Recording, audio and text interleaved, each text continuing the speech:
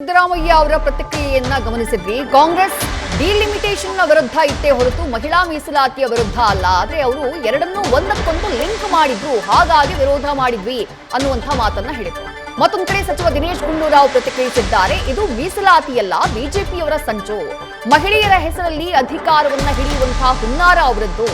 ಅಧಿಕಾರವನ್ನ ಉಳಿಸಿಕೊಳ್ಳೋಕೆ ಮಹಿಳೆಯರ ಹೆಸರನ್ನ ಬಳಕೆ ಮಾಡಿದ್ದಾರೆ ಅಂತ ಹೇಳಿ ದಿನೇಶ್ ಗುಂಡೂರಾವ್ ವಾಗ್ದಾಳಿಯನ್ನ ಮಾಡಿದ್ದಾರೆ. 2023ರಲ್ಲಿ ಈ ಮಸೂದೆ ತಂದಾಗ ನಾವೆಲ್ಲರೂ ಒಪ್ಕೊಂಡಿದ್ವಿ. ಮಹಿಳಾ ಮೀಸಲಾತಿಗೂ ಕ್ಷೇತ್ರ ವಿಂಗಡಣೆಗೂ ಸಂಬಂಧವೇ ಇಲ್ಲ. ಮಹಿಳೆಯರಿಗೆ 33% ಮೀಸಲಾತಿ ನೀಡುವ ಬಗ್ಗೆ ನಿರ್ಧಾರ ಮಾಡಿ ನಾವೆಲ್ಲರೂ ಆ ಮಸೂದೆಯ ಪರವಾಗಿದ್ದೀವಿ, ಸ್ವಾಗತಿಸ್ತೀವಿ. ಆದ್ರೆ ಈಗಾಗಿರೋದು ಇದು ಪ್ರಧಾನಿ ಮೋದಿ ಹಾಗೆ ಬಿಜೆಪಿಯವರ ಸಂಚು ಅಂತ ಹೇಳಿ ಆರೋಪಿಸಿದ್ದಾರೆ ಸಚಿವ ದಿನೇಶ್ ಗುಂಡೂರಾವ್.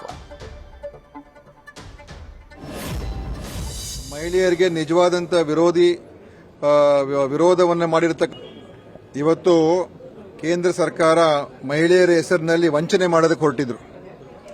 ಅದು ಇವತ್ತು ವಿಶೇಷ ಅಧಿವೇಶನ ಕರೆದು ಮುಖಭಂಗ ಆಗ್ತಕ್ಕಂಥ ಒಂದು ಪರಿಸ್ಥಿತಿ ಉದ್ಭವ ಆಗೋದಕ್ಕೆ ಅವರೇ ಕಾರಣ. ಮಹಿಳೆಯರಿಗೆ ನಿಜವಾದಂತ ವಿರೋಧವನ್ನು ಮಾಡಿರತಕ್ಕಂಥದ್ದು ಭಾರತೀಯ ಜನತಾ ಪಕ್ಷ. ಮಹಿಳಾ ಮೀಸಲಾತಿಗೆ ಯಾರೂ ವಿರೋಧ ಇಲ್ಲ. ಹಿಂದೆ 2023ನಲ್ಲಿ ಕಾನೂನು ತಂದಾಗ ಅವಾಗಲೇ ನಾವು ಹೇಳಿದ್ದು, ನೀವು ಯಾಕೆ ಇದನ್ನ ಮುಂದೆ ನಾವು ಮಾಡ್ತೀವಿ ಅಂತ ಹೇಳೋದಕ್ಕಿಂತ ಈಗಲಿಂದನೇ ಮಾಡಿ ಅಂತಲೂ ಕೂಡ ಹೇಳಿದ್ದು. ಸರ್ವಾನುಮತದಿಂದ ಅವತ್ತು ನಾವು ಅದನ್ನ ಅನುಮೋದನೆ ಕೊಟ್ಟಿದ್ದು.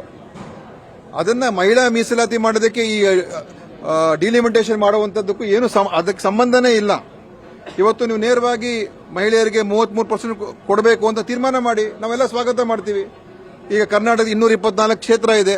ಮುಂದಿನ ಚುನಾವಣೆಯಲ್ಲಿ 33% ಕೊಟ್ರೆ ಏನು ಸಮಸ್ಯೆ ಇಲ್ಲ.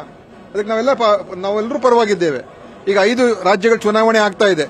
ಹಿಂದೆನೇ ಕಾನೂನು ತಗೊಂಡು ಬಂದಿದ್ದಿದ್ರೆ ಮಹಿಳಾ ಮೀಸಲಾತಿ ಏನು ತಗೊಂಡು ಬಂದ್ರು ಅದು ಅನುಷ್ಠಾನ ಇವತ್ತಿಂದನೇ ಆಗಬೇಕು ಅಂತ ಮಾಡಿದ್ದಿದ್ರೆ ಇವತ್ತೆಲ್ಲ ಕಡೆ 33% ಸಿಕ್ಕಿರೋದು. ಮಹಿಳೆಯರ ಹೆಸರಿನಲ್ಲಿ ಇವರು ತಮ್ಮ ಅಧಿಕಾರ ಉಳಿಸ್ಕೊಳ್ಳೋದಕ್ಕೋಸ್ಕರ ಕ್ಷೇತ್ರ ಪುನರ್ವಿಂಗಡಣೆ ಮಾಡಬೇಕು ಅಂತ ಒಂದು ಹುನ್ನಾರ.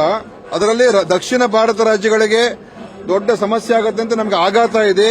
ಅದರ ಬಗ್ಗೆ ನಮ್ಗೆ ಅನೇಕ ಅನುಮಾನಗಳಿದೆ.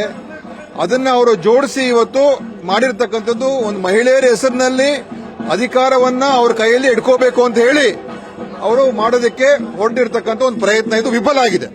ಇದು ಸಂಚು. ಮೋದಿ ಅವರ ಬಿಜೆಪಿಯವರ ಸಂಚು. ಇವತ್ತು ಬಹಿರಂಗ ಆಗಿ ಪಾರ್ಲಿಮೆಂಟ್ ಅಲ್ಲಿ ಏನು ಸರಿಯಾದ ಉತ್ತರ ಕೊಡಕ್ಕೆ ಆಗದೇನೆ ಇವತ್ತು ಬಿಲ್ ಅನ್ನ ಪಾಸ್ ಮಾಡ್ಕೊಳ್ಳಕ್ ಆಗದೇನೆ ಇವತ್ತು ಅದಕ್ಕೋಸ್ಕರ ಕರಿಬೇಕಾಗಿತ್ತ. ಮೊದಲೇ ಪೂರ್ವಭಾವಿ ಸಭೆ ಮಾಡಬಹುದಾಗಿತ್ತು. ಎಲ್ಲರೂ ಕೂಡ ಕರೆಸಬಹುದಾಗಿತ್ತು. ನಾವೆಲ್ಲ ಹೇಳ್ದು ಎಲೆಕ್ಷನ್ ಮಧ್ಯದಲ್ಲಿ ಯಾಕೆ ಮಾಡ್ತಾ ಇದ್ದೀರಾ, ಇಷ್ಟು ತರಾತುರಿ ಯಾಕೆ, ಮತ್ತು ಮಹಿಳಾ ಮೀಸಲಾತಿಗೆ ಪುನರ್ವಿಂಗಡಣೆಗೆ ಏನೀಗ ಕನೆಕ್ಷನ್ ಯಾಕೆ ಇಟ್ಕೊಳ್ತಾ ಇದ್ದೀರಾ? ಮಾಡಿ ಮೀಸಲಾತಿಯನ್ನ ಇವತ್ತೇ ಮಾಡಿ.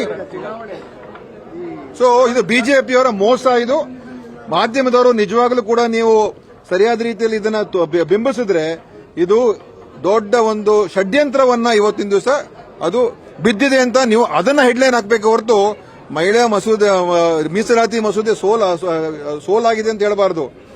ಇವರ ಸಂಚು, ಇವರ ಹುನ್ನಾರಕ್ಕೆ ಸೋಲಾಗಿದೆ ಅಂತ ನೀವು ಬರೀಬೇಕು. ಇವತ್ತು ನ್ಯೂಸ್ ಫಸ್ಟ್ ನಿರ್ಭೀತಿಯಿಂದ ನಿಮ್ಮ ಪರವಾಗಿ.